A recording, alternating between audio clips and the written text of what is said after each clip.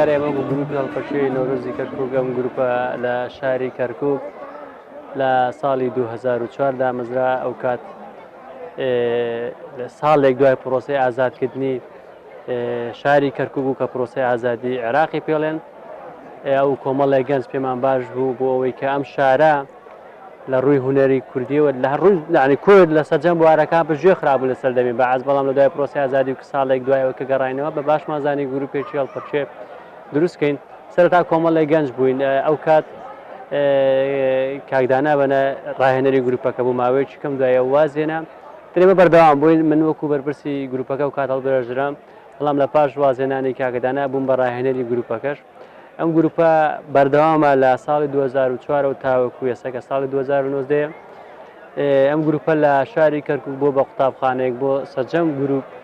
بۆ بە قوتابخانەیەک بۆ ئەوانەی کە ئارەزووی هەڵپەرهونەری هەڵپەرچیانەیە هەر لەم گروپۆ چەند گروپێکی کە دروست بۆ جێگای شانازیە هەندێک جار زۆر لە ئێمە باشتر بوونە یعنی ئەوە دڵخۆشیە کە ئەو کەسانەی کە لێرە دەچوونە بە پلەیەکی باش مایلستۆنێکە گروپەکەیە زۆر جار ڕەخنە لەوە ژیراڵێنە و هەڵپەرچیانەی ئێوە کایکەن لە کوردیانە من هەموو جارێ تموحی من ئەوە بووە لەگەڵ گروپەکەشمانەوە بووە وەکو چۆن لە هەموو دنیاە کە سەمایەکی تایبەتێ دانسیانێ سەمانەیە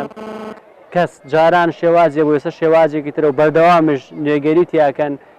چۆن دەڵێ حرەکەی تازەی تیاکەن شتی تازەی تیاکەن ئیبداعی تازەی تیاکەن ئێمەش ئەمانەوێت لە هەڵپەرچەیە کۆمەڵە گۆڕانکاری بکەین بمانێشتی زیاد بکەین لەسەری لەک تەنها ئەوەی کە لە پێشوو لە ڕەشبەڵەکانە هەبوو ئەمانێ کۆمەڵەشتی جوان بخێنە سەر ئەم هونەرە دەوڵەمەند بکەین چونکی بەڕاستی لە لای ئێمە هەڵپەرچێ هونەرە